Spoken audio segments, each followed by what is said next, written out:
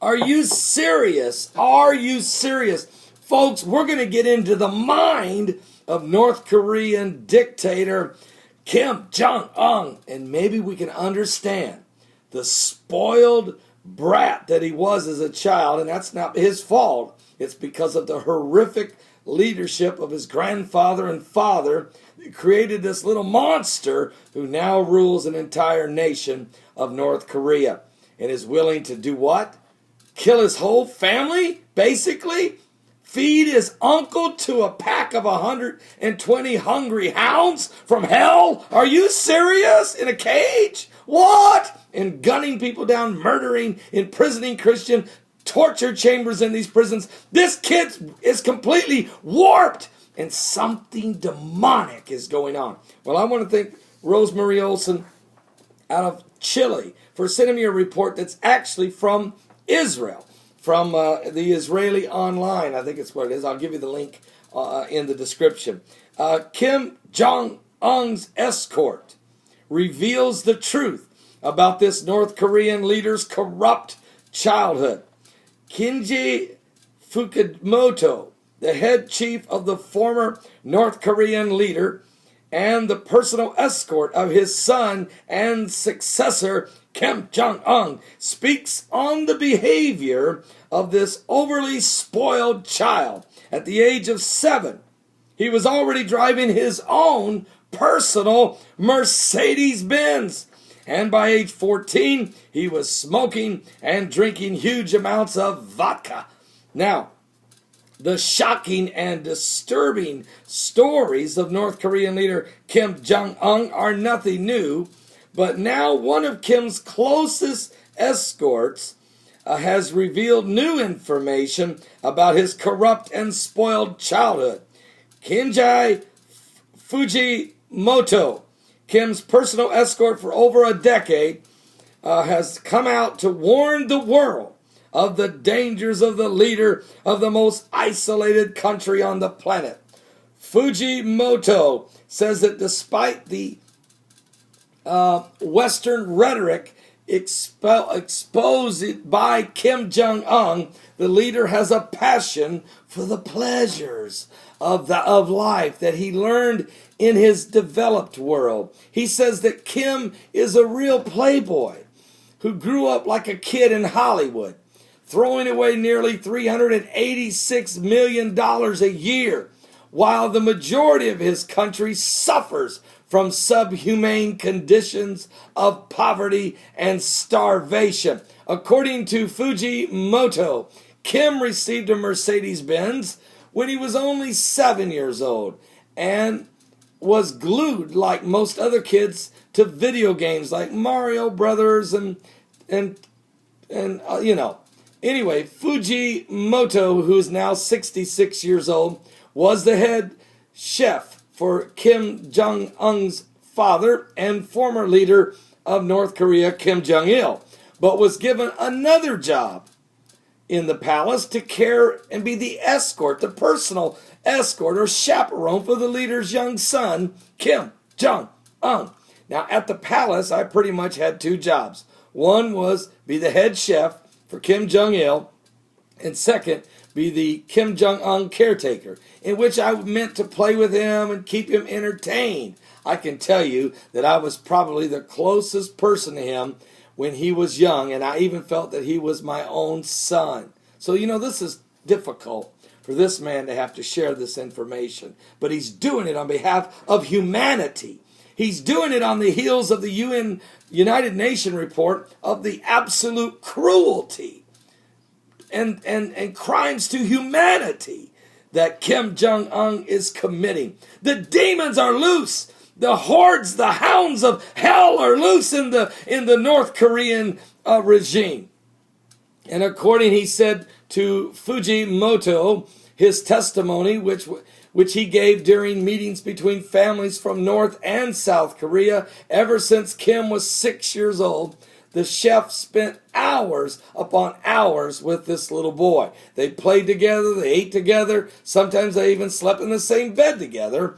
Not in a sexual way, but Fujimoto says that in the decades that he worked in the palace, in North Korea as hundreds of thousands of North Koreans were dying of hunger. He was often sent to bring Kim fast food from China or to purchase fancy foods from markets in Asia. They lived like we were in a movie. It was unbelievable. There was huge chandeliers and intricate furniture, an Olympic length style swimming pool, a private theater, a movie theater with seats that seats 1,000 people, a full-scale gym. The game room was huge. He had a remote-controlled cars in every corner and a billiard table.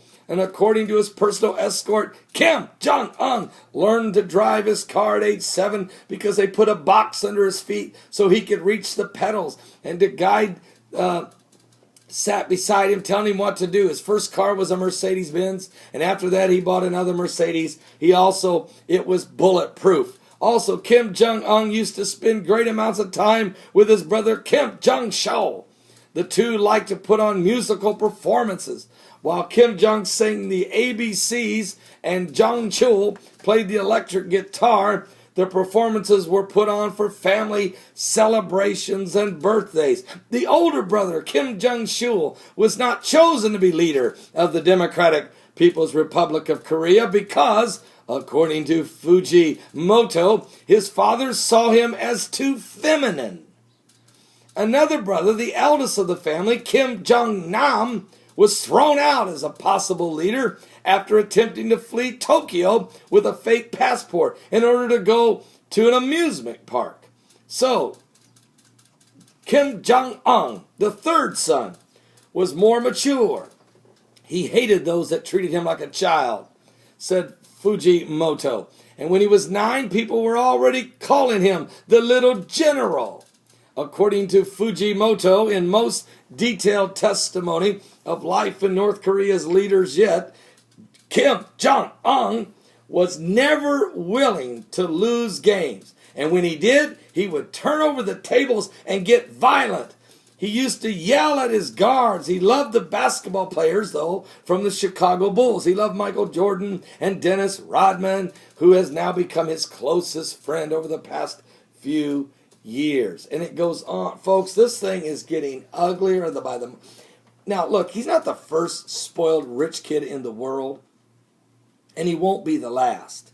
And this because you grew up in a very wealthy, affluent family with all the amenities and all of the riches that anyone could ever imagine doesn't make you a monster. So let's not paint that picture.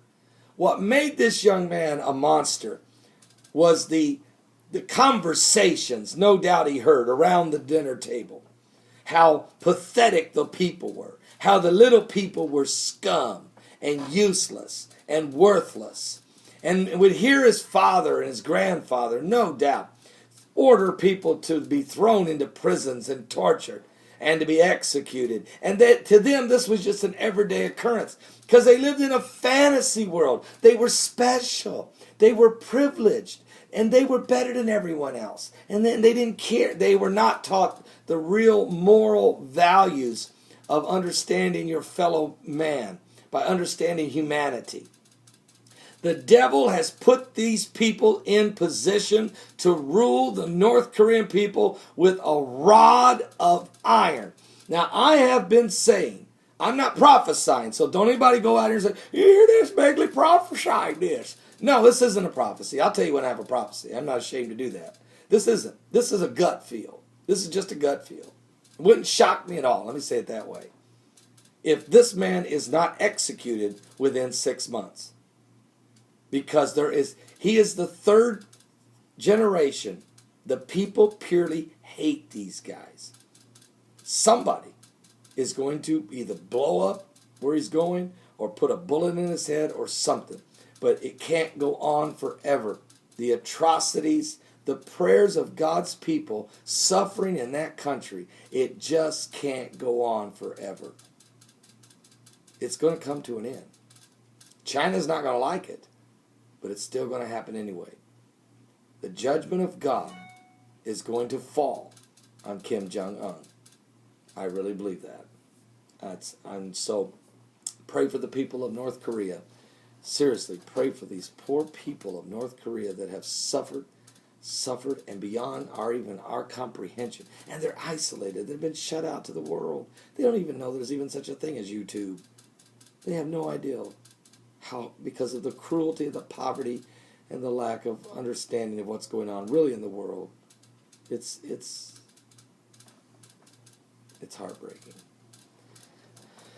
Give your life to Jesus Christ, folks. We're living in the last days. I'll be right back with more breaking information.